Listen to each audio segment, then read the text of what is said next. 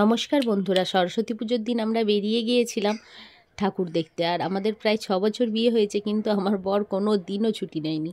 এবছর ছেলের আবদারে ছুটি নিয়েছিল আর আমরা একটু বের হয়েছিলাম ঘুরতে।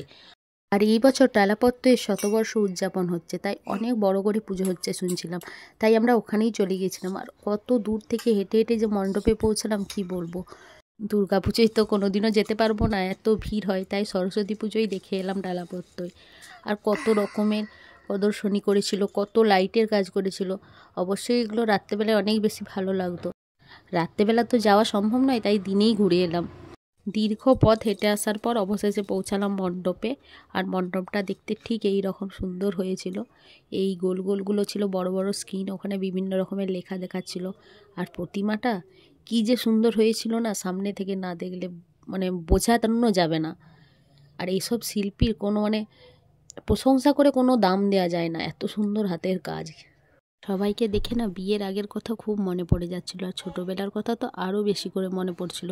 ছোটোবেলায় মা পুজোর জোগাড় করতো, আমি তাড়াহুড়ো করে উঠে স্নান করে রেডি হয়ে পুজো করতাম। আর এখন ঠিক উল্টোটা, মায়ের কাজগুলো করছি আমি আর আমার কাজগুলো করছে আমার ছেলে। সত্যি খুব মিস করি ছোটোবেলাটা, সেই দিনগুলো চাইলেও ফিরে পাবো না।